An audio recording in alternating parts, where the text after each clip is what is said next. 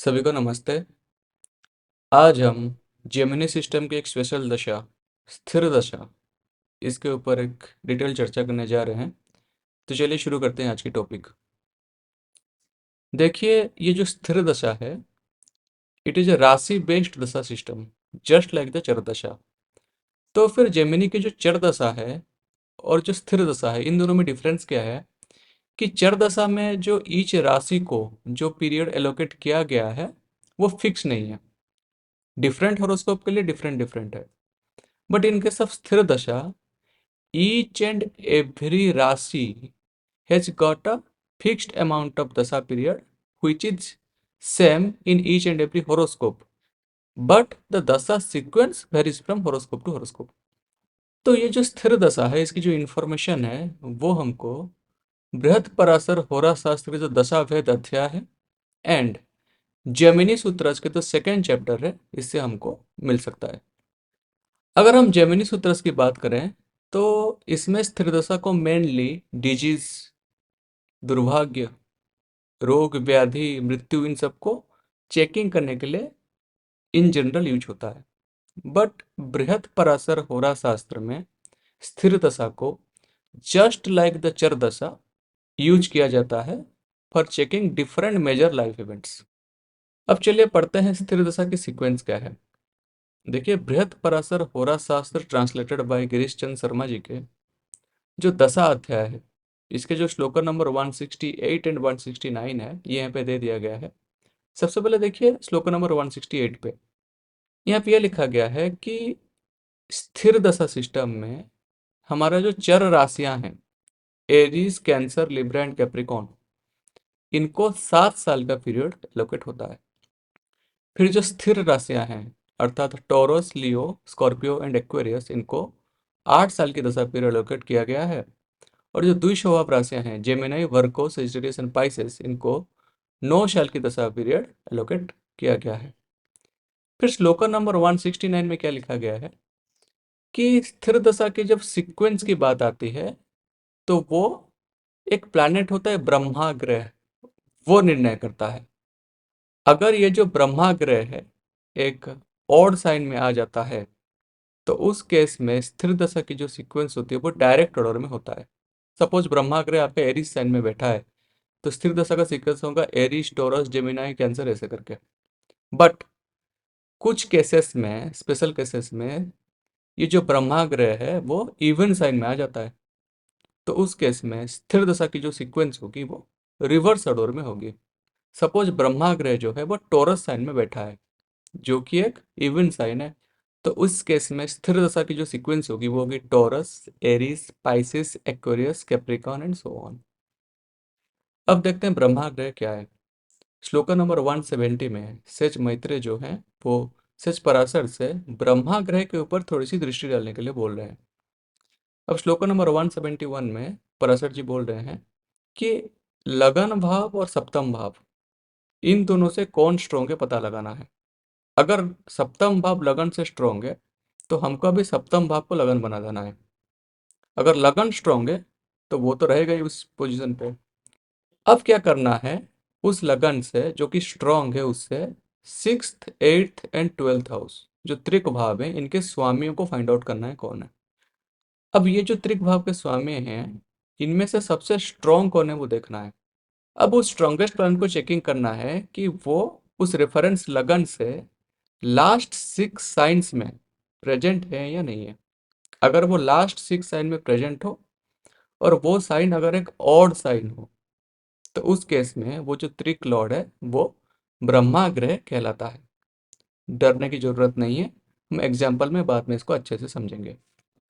अब श्लोको नंबर 172 देखते हैं कि अगर पिछला कंडीशन फेल हो जाए तो उस केस में क्या करना है कि आत्मकारक प्लैनेट जिस राशि में बैठा हो उस राशि से 8वां राशि कौन सा है वो देखेंगे। अब उस राशि से 8th प्लेस में जो लॉर्ड उभर के आ रहा है वो अगर उसी 8th हाउस में बैठ जाए तो उस केस में आत्मकारक का जो 8th लॉर्ड है वो भी ब्रह्मा ग्रह माना जा सकता है। फिर ये लिखा गया है कि शनि, राहु और केतु कभी ब्रह्मा ग्रह नहीं बन सकते। अगर इन केस वो ब्रह्मा ग्रह की कैटेगरी में सिलेक्ट हो जाते हैं, तो उनके प्लेस में वो जिस राशि में बैठे हैं उससे छठवां राशि जो है उसका स्वामी कौन है हमको पता लगाना है। उसका स्वामी जो है अब इनके बदले वो ब्रह्मा ग्रह कहलाएगा, क्योंकि शनि राहु और केतु ब्रह्मा ग्रह नहीं बन सकते। अब श्लोक नंबर 173 में क्या लिखा गया है कि अगर मल्टीपल प्लैनेट्स ब्रह्मा ग्रह होने की क्राइटेरिया सेटिस्फाई कर रहे हों, तो उस केस में जिस ग्रह की डिग्री ज्यादा होगी उसको ब्रह्मा ग्रह बना देना चाहिए। बट अगर डिग्री भी सेम हो जाए तो उस केस में क्या करेंगे, तो उस केस में जो ग्रह बलवान होगा उसको हम ब्रह्मा ग्रह मानेंगे। अब चलिए, हमने जो पिछले दो स्लाइड में देखा कि लगन और सेवेंथ भाव में जो स्ट्रॉन्गेस्ट डिटरमाइन करना है वो कैसे निकालेंगे, कि कौन सा भाव ज्यादा स्ट्रांग है। उसको निकालने के लिए जेमिनी सूत्रस के जो सेकंड चैप्टर के जो थर्ड क्वार्टर है वहां पे ये रूल्स दिए गए हैं। सबसे पहले ये देखना है कि जिस राशि में आत्मकारक ग्रह बैठता है वो राशि सबसे स्ट्रॉन्गेस्ट होता है, सबसे बलवान। अगर आत्मकारक उस राशि में नहीं बैठा हो तो उस केस में जिस राशि में ज्यादा प्लैनेट्स बैठे हों वो राशि ज्यादा स्ट्रांग होता है। बट सपोज किसी दो राशियों में इक्वल नंबर ऑफ प्लैनेट्स बैठे हैं, तो उस केस में जो राशि एक एग्जॉल्टेड प्लैनेट या फिर उस राशि का स्वामी अगर उसी में बैठ जाए, ये वाला कंडीशन अगर आता है तो वो स्ट्रोंगर माना जाएगा। बट अगर वो भी कंडीशन सेटिस्फाई हो रहा हो तो उस केस में हम उनके नेचुरल स्ट्रेंथ चेकिंग करेंगे। कैसे? देखिए, द्विस्वभाव राशि स्थिर राशि से ज्यादा स्ट्रांग होता है और स्थिर राशि चर राशि से ज्यादा स्ट्रांग होता है। अर्थात strength of dual sign is greater than fix sign is greater than movable sign. अब सपोज कोई भी दो राशियां एम्प्टी साइन है, उनमें कोई प्लैनेट बैठा नहीं है और दोनों का नेचर भी सेम तरह की है, अर्थात दोनों आइदर डुअल हो या फिक्स साइन हो मूवेबल साइन हो, तो उस केस में क्या करना है, देखना है कि उसका जो साइन लॉर्ड है क्या वो आत्मकारक ग्रह है। अगर वो आत्मकारक ग्रह है तो वो राशि स्ट्रोंगर माना जाएगा। बट अगर दोनों राशियों में से कोई भी राशि का स्वामी आत्मकारक नहीं है तो उस केस में उन दोनों के साइन लॉर्ड को निकालेंगे। जिस साइन लॉर्ड की डिग्री ज्यादा होगी उसकी जो राशि है वो ज्यादा स्ट्रांग माना जाएगा। सपोज आपकी डिग्री भी अभी सेम आ जाए तो उस केस में हम मिनट्स और सेकंड्स में चेकिंग करेंगे, तो हमको मिल जाएगा दो राशियों में से बलवान कौन है। अब ब्रह्माग्रह कैसे डिटरमाइन करेंगे उसको एक एग्जांपल से देखते हैं। ये सरदार वल्लभ भाई पटेल जी की कुंडली है। देखिए, इनकी जो नेटल चार्ट की जो असेंडेंट है वो टॉरस असेंडेंट है। अब सेवेंथ भाव में स्कॉर्पियो साइन आता है, उसमें चंद्रमा बैठा है। अब ब्रह्मा ग्रह के लिए रूल क्या था कि सबसे पहले हमको डिटरमाइन करना है लगन स्ट्रांग है या सेवेंथ हाउस स्ट्रांग है। देखिए, लगन यहाँ पे खाली है बट सेवेंथ हाउस में एक प्लैनेट बैठा हुआ है, तो as per Gemini system seventh भाव ज्यादा स्ट्रोंगर माना जाएगा। अब ब्रह्मा ग्रह की डिटर्मिनेशन के लिए हम सेवेंथ भाव को लगन बना देंगे और उसको हम रोटेटेड लगन बोलेंगे। अब इस रोटेटेड लगन से देखिए सिक्स्थ एट्थ और ट्वेल्थ लॉर्ड कौन होगा। यहाँ पे सिक्स लॉर्ड होगा मार्स, एट्थ लॉर्ड होगा मरकरी और ट्वेल्थ लॉर्ड होगा वीनस। अब हम अगर ये रोटेटेड लगन से लास्ट सिक्स राशियां देखें क्या क्या है, taurus, Gemini, cancer, Leo, Virgo and Libra. इनमें मार्स है क्या? नहीं है, तो मार्स को भी नेग्लेक्ट करेंगे। इनमें मरकरी है क्या? हाँ मरकरी है, लिब्रा साइन में बैठा है। इनमें शुक्र है क्या? हाँ है, शुक्र लिब्रा साइन में बैठा है। क्योंकि दोनों सेमी राशि में बैठे हैं, अब मरकरी और वीनस में से एक होगा ब्रह्माग्रह। अब हमको देखना है क्या, डिग्री देखना है। देखिए, वीनस बैठा है 26 डिग्री में, मरकरी बैठा है 13 डिग्री में। इसके वजह से वीनस जो है वो स्ट्रॉन्गेस्ट त्रिक लॉर्ड है फ्रॉम द रोटेटेड लग्न। इसके वजह से इस चार्ट में वीनस जो है वो ब्रह्माग्रह है। चूंकि वीनस लिब्रा साइन में बैठा है तो लिब्रा साइन से इनकी जो स्थिर दशा है वो शुरू होगी। चूंकि ये और साइन है तो स्थिर दशा की जो सीक्वेंस होगी वो डायरेक्ट ऑर्डर में होगी, अर्थात Libra, Scorpio, Sagittarius, Capricorn, Aquarius and so on. अब देखिए, जगन्नाथ होरा सॉफ्टवेयर के एप्लीकेशन से हम कैसे इजीली ब्रह्माग्रह को डिटरमाइन कर सकते हैं। सबसे पहले हमको स्क्रीन में राइट क्लिक कर देना है अब राइट क्लिक करके इसमें एक ऑप्शन आएगा, देखिए ब्रह्मा रुद्र माहेश्वर, इस ऑप्शन को लेफ्ट क्लिक कर देना है। अब जब लेफ्ट क्लिक करेंगे तो हमारे स्क्रीन में तीन पैरामीटर दिखेंगे, ब्रह्मा, रुद्र और माहेश्वर। हमने इस कुंडली में, ये सरदार वल्लभ भाई जी की कुंडली है, इसमें ब्रह्मा ग्रह कौन निकला था, हमने क्या निकाला था, वीनस। तो यहाँ पे देखिए सॉफ्टवेयर भी वीनस कैलकुलेट करके दिया है। और रुद्र और माहेश्वर प्लैनेट जो है उनके बारे में हम एक सेपरेट वीडियो में डिस्कशन करेंगे। अब देखिए जगन्नाथ होरा सॉफ्टवेयर में हम स्थिर दशा को कैसे निकालें। ऊपर जो टैब दिया गया है चक्रस, बेसिक, स्ट्रेंथ, दशा, ट्रांजिट, ताजक, इनमें से हमको दशा में लेफ्ट क्लिक करना है। अब हमको नीचे देखना है, नीचे नक्षत्र दशा, राशि दशा, अदर दशा लिखा हुआ है। अब नीचे में जो तीन ऑप्शन है उनमें से राशि दशा में लेफ्ट क्लिक करना है। जब लेफ्ट क्लिक करेंगे तो एक स्क्रीन आएगा। अब उस स्क्रीन में हम राइट क्लिक करेंगे। जब राइट क्लिक करेंगे तो उसमें जो डायलॉग बॉक्स निकलेगा उसमें से हमको स्थिर दशा चूज करके उसको लेफ्ट क्लिक कर देना है। तो इससे हमको स्थिर दशा की जो सीक्वेंस है वो मिल जाएगा। अब देखिए स्थिर दशा के रिजल्ट कैसे हम निकालें। सबसे पहले हम ये देखेंगे कि जिस राशि की स्थिर दशा चल रही होगी वो राशि नेटल चार्ट में किस भाव में लाई कर रहा है। वो जिस भाव में लाई करता है वो भाव एक्टिवेट हो जाता है। फिर देखेंगे कि उस राशि से राशि दृष्टि के द्वारा कौन से भाव एक्टिवेट हो रहे हैं। फिर देखेंगे कि उस राशि से राशि दृष्टि के द्वारा कौन सा चर कारक ग्रह एक्टिवेट हो रहा है। और फिर ये देखेंगे कि वो राशि कौन से भावों की आरूढ़ कैरी कर रहा है। ये मैंने जो आपको पैरामीटर्स बताए ये सारे के सारे एक्टिवेट हो जाते हैं ड्यूरिंग द स्थिर दशा ऑफ ए राशि। अब हम देखते हैं सेवन चर कारक सिस्टम क्या है। देखिए आपके कुंडली में जिस ग्रह की डिग्री हाईएस्ट होगी उसको आत्मकारक बोलते हैं, जो कि लगन को रिप्रेजेंट करता है। सेकंड हाईएस्ट है अमात्य कारक, जो कि 10th हाउस को रिप्रेजेंट करता है। थर्ड हाईएस्ट है भातृ कारक, जो कि थर्ड एंड 11th भाव को रिप्रेजेंट करता है। फोर्थ हाईएस्ट को बोलते हैं मातृ कारक, जो कि फोर्थ भाव को रिप्रेजेंट करता है। फिफ्थ हाईएस्ट है पुत्र कारक, जो कि फिफ्थ एंड 9th भाव को रिप्रेजेंट करता है। सिक्स्थ हाईएस्ट डिग्री है ज्ञाति कारक, जो कि 6, 8, 12 भाव को रिप्रेजेंट करता है और सबसे डेंजरस प्लेनेट है ये। अब सेवेंथ हाईएस्ट डिग्री वाला प्लैनेट जो है उसको दारा कारक बोलते हैं, जो कि सेकंड एंड सेवेंथ भाव यानी कि धन भाव और विभाव के साथ साथ मारक भावों को कारक तत्व भी वो कैरी करते हैं। अब हमने जो राशि दृष्टि के बारे में आपको बताया, जिन जिन को उसके बारे में पता नहीं होगा उनके लिए ये स्लाइड है। देखिए बृहद पराशर होरा शास्त्र ट्रांसलेटेड बाय गिरीश चंद्र शर्मा जी के जो राशि दृष्टि कथनाध्याय है, इसके अगर सेकंड और थर्ड श्लोक को देखें तो यहाँ पे पराशर जी बोल रहे हैं कि हर एक चर राशि हर एक फिक्स्ड राशि को देख सकता है एक्सेप्ट उसके एडजेसेंट भाव में कोई फिक्स्ड राशि हो उसको छोड़ के। वैसे ही हर कोई फिक्स्ड राशि हर कोई चर राशि वाले प्लैनेट को देख सकता है एक्सेप्ट उसके एडजेसेंट भाव के चर राशियों को छोड़ के। अगर हम द्विस्वभाव राशियों की बात करें तो द्विस्वभाव राशियां परस्पर में बैठे हुए ग्रह को देख सकते हैं, मगर वो चर और स्थिर राशि वाले ग्रह को नहीं देख सकते। अब जरा आरूढ़ के बारे में देखते हैं। देखिए बृहद पराशर होरा शास्त्र के जो पद अध्याय है, इसके अगर हम श्लोक नंबर 1, 2 एंड 3 को देखें तो इसमें आरूढ़ के बारे में दिया गया है। देखिए आरूढ़ क्या है। आरूढ़ एक रिफ्लेक्शन है, अर्थात अगर आपके सामने एक मिरर रख दिया जाए तो वो मिरर आपके स्वरूप को रिप्रेजेंट करेगा। वैसे ही एक पर्टिकुलर भाव के आरूढ़ अगर किसी राशि में आ जाए तो वो राशि जब एक्टिवेट होता है वो उस पर्टिकुलर भाव का रिजल्ट देता है जिसका आरूढ़ को कैरी करता है। अभी आरूढ़ हम कैलकुलेट कैसे करें। सबसे पहले हमको ये पता लगाना है किसी भी भाव का अगर आरूढ़ कैलकुलेट करना है तो उस भाव का राशि क्या है वो देखेंगे। फिर उस भाव का राशि स्वामी कहाँ पे बैठा है वही देखेंगे।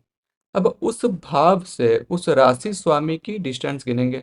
उस भाव से उस राशि स्वामी का जितना डिस्टेंस होगा उतना डिस्टेंस हम आगे गिन लेंगे। तो हमको फाइनली जो भाव मिलेगा नया भाव, उसमें जो राशि होगा वो राशि ओरिजिनल भाव का आरूढ़ कैरी करेगा। एग्जाम्पल से देखिए, यहाँ पे एक मिथुन लगन की कुंडली दे दी गई है। नाइन्थ भाव की सपोज हमको आरूढ़ निकालना है, वो कहाँ जा रहा है। तो नाइन्थ हाउस में देखिए एक्वेरियस साइन है, यानी कि स्वामी हो गया शनि। अब शनि यहाँ पे कन्या राशि में अर्थात फोर्थ हाउस में बैठा है इस कुंडली में। अगर हम एक्वेरियस साइन से कन्या राशि तक गिनते हैं तो कितना आएगा, एट्थ में आएगा। अब शनि से 8 घर फिर आगे गिन लेंगे तो क्या आएगा? Fourth house, fifth house, sixth house, seventh house, eighth house, ninth house, tenth house and 11th house. अर्थात नाइन्थ भाव का जो आरूढ़ है वो 11th हाउस में जो एरीज साइन है वो कैरी कर रहा है। अब उसी पद अध्याय में बीपीएचएस के श्लोक नंबर फोर्थ एंड फिफ्थ को देखें तो वहां पे दो एक्सेप्शन दिए गए हैं। सबसे पहले फोर्थ श्लोक देखिए, यहाँ पे पराशर जी बता रहे हैं कि अगर कोई प्लैनेट अपने ही राशि में बैठ जाए या फिर अपने राशि से सेवेंथ में बैठ जाए, इन दोनों केसेस में अगर वो बैठ जाता है तो उसकी जो ओरिजिनल राशि है उससे जो टेंथ भाव मिलेगा उसमें जो राशि आएगा वो उस ओरिजिनल राशि का आरूढ़ कैरी करेगा। फिर श्लोक नंबर फिफ्थ में क्या बता रहे हैं कि अगर कोई प्लैनेट अपने राशि से फोर्थ में बैठा हो तो उस केस में उस ओरिजिनल राशि का जो आरूढ़ होगा वो उसी फोर्थ साइन में ही लाई करेगा। एग्जाम्पल में देखिए, ये मिथुन लगन की जो कुंडली है इसमें मरकरी लगन में ही बैठा है। चूंकि मरकरी अपने ही राशि में लगन में बैठ गया है तो लगन का जो आरूढ़ है वो उस राशि से टेंथ जो है उसमें आएगा, अर्थात 10वें भाव में आएगा।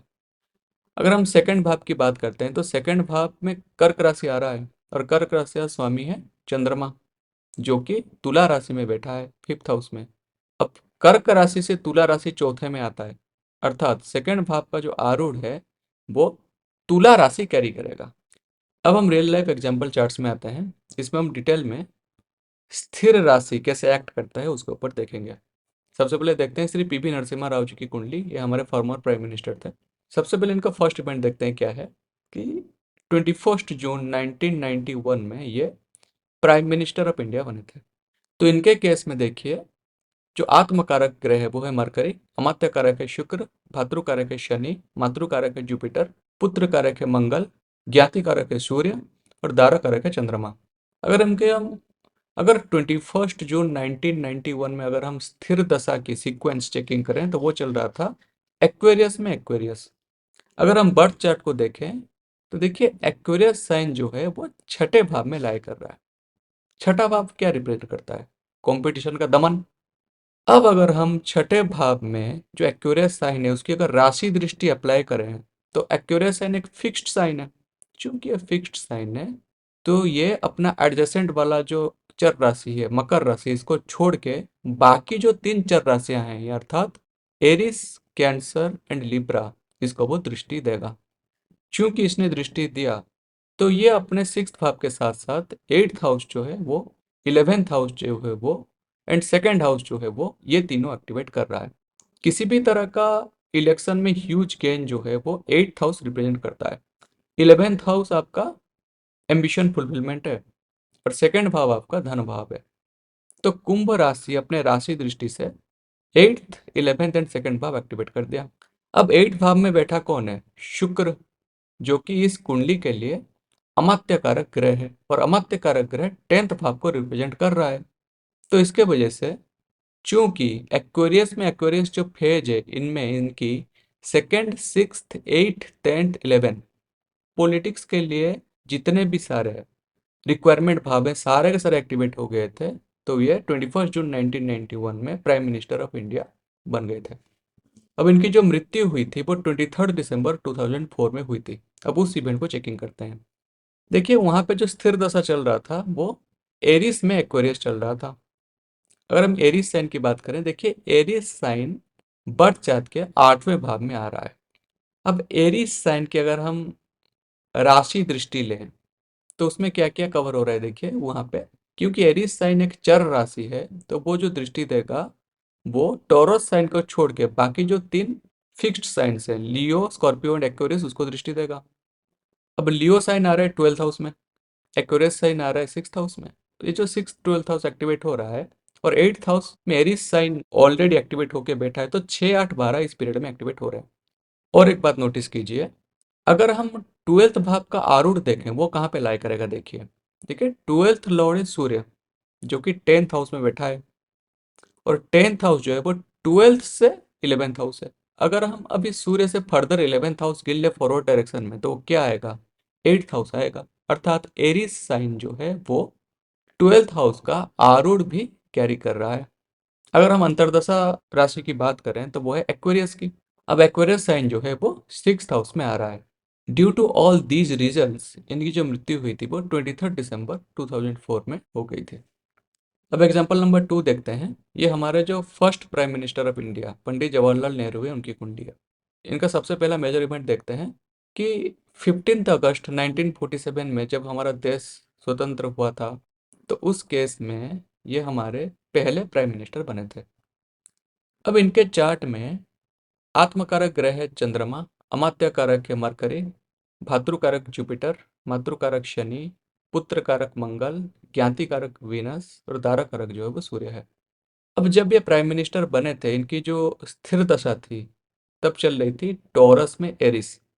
अगर अभी हम चार्ट में टॉरस साइन को देखेंगे तो वो नेटल चार्ट के 11th हाउस में लाई कर रहा है। अभी अगर हम 11th हाउस में जो टॉरस साइन है उसके अगर राशि दृष्टि लें तो कौन से साइन उसमें आएंगे? Cancer, Libra and Capricorn. तो इनमें क्या हो रहा है, इनके जो 11th हाउस के साथ साथ 3 केंद्र भाव एक्टिवेट हो रहे हैं उस केस में। अब देखिए, ये जो 3 केंद्र भाव में इनमें एक प्लैनेट है चंद्रमा और दूसरा प्लैनेट है बुध। चंद्रमा इस कुंडली के लिए आत्मकारक ग्रह है जो कि लगन को सिग्निफाई करता है, और मरकरी इसके लिए अमात्य कारक ग्रह है जो कि 10th हाउस को रिप्रेजेंट करता है। अर्थात महादशा में इनके 11th हाउस के साथ साथ चारों केंद्र और स्पेशली जो 10th हाउस है वो एक्टिवेट हो रहा है। अगर हम अंतर्दशा की बात करें तो इनकी एरीज के अंतर्दशा में हुई थी। अब देखिए, एरीज साइन जो है वो नेटल चार्ट के 10th भाव में लाई कर रहा है और वो लगन के आरूढ़ को भी कैरी कर रहा है। चूंकि 15 अगस्त 1947 इनकी जो टोरस में जो एरीज की दशा चली, इसमें 11th हाउस के साथ साथ चारों केंद्र and specially 10th house plus अमात्य कारक और आत्मकारक एक ही साथ एक्टिवेट हो रहे थे, तो he became the first prime minister of India on that date. अब पंडित जवाहरलाल नेहरू जी की जो डेथ हुई थी ये 27 मई 1964 में हुई थी। तो उस वक्त अगर हम स्थिर दशा की बात करें, वो चल रही थी कैंसर में पाइसेस। अब कैंसर साइन क्योंकि लगन में आ रहा है, तो कैंसर साइन से अगर हम अभी राशि दृष्टि चेकिंग करते हैं तो कौन सा राशि आएगा? Scorpio, Aquarius and taurus. सबसे पहले स्कॉर्पियो साइन देखते हैं। देखिए, यहाँ पे जो दारा कारक ग्रह सूर्य है वो बैठा है, और दारा कारक ग्रह बर्थ चार्ट के 2nd एंड 7th हाउस को रिप्रेजेंट करता है, अर्थात मारक भावों को। अब एक्वेरियस साइन 8th हाउस में आ रहा है जो कि ऐसे ही बदनाम है। फर्दर अगर देखें तो एक्वेरियस साइन जो है वो 12th भाव का आरूढ़ कैरी कर रहा है। क्यों? क्योंकि देखिए, 12th भाव में जेमिनी साइन है, स्वामी है मरकरी जो कि लिब्रा साइन में बैठा है, अर्थात जेमिनी से 5th में बैठा है। अब लिब्रा से अगर फर्दर 5th साइन गिन लें तो वो क्या आएगा? एक्वेरियस ही आएगा। तो 8th हाउस के साथ साथ एक्वेरियस साइन जो है वो 12th हाउस को भी एक्टिवेट कर रहा है due to the presence of आरूढ़। अब टॉरस साइन की बात करते हैं तो टॉरस साइन 11th हाउस में आ रहा है, और चूंकि कर्क लगन की ये कुंडली है तो 11th हाउस हो जाएगा इस केस में बाधक। अब आते हैं अंतरदशा में। देखिए, अंतरदशा चल रही थी पाइसेस की। पाइसेस साइन इस बर्थ चार्ट में 9th हाउस में आ रहा है, बट अगर देखेंगे तो ये 7th भाव का आरूढ़ और 11th भाव का आरूढ़ कैरी कर रहा है। कैसे? देखिए, 7th भाव में कैप्रिकॉन साइन आ रहा है, और कैप्रिकॉन साइन का स्वामी जो है शनि वो 2nd भाव में बैठा है, अर्थात 7th से 8th में बैठा है। अब शनि से अगर फर्दर 8th भाव गिन लें तो वो क्या आएगा? पाइसेस साइन आएगा 9th हाउस में। अब 11th लॉर्ड कौन है? शुक्र। अब 11th भाव में कौन सी राशि है? टॉरस साइन, स्वामी है शुक्र, वो बैठा है 4th हाउस में। अब 11th से 4th अगर गिनते हैं वो छठे में आएगा। अब शुक्र चूंकि तुला राशि में बैठा है, उससे अगर 6 साइन आगे गिन ले तो क्या आएगा? Pisces sign. तो इसके वजह से पाइसेस साइन जो है वो 7th और 11th भाव का आरूढ़ कैरी कर रहा है। 7th भाव क्या रिप्रेजेंट करता है? मारक। 11th भाव क्या रिप्रेजेंट करता है? बाधक। तो चूंकि इतने सारे मारक, बाधक, ज्ञाति कारक 8वां 12वां अगर एक ही साथ एक्टिवेट हो गया, और चूंकि इनकी लॉन्जिविटी समाप्त हो गई थी, इसके वजह से इनकी मृत्यु जो है वो 27 में 1964 में हो गई थी इन द कैंसर महादशा एंड पाइसेस अंतरदशा। यहीं पे हमारी स्थिर दशा के ऊपर जो डिटेल्ड जानकारी थी वो समाप्त होती है।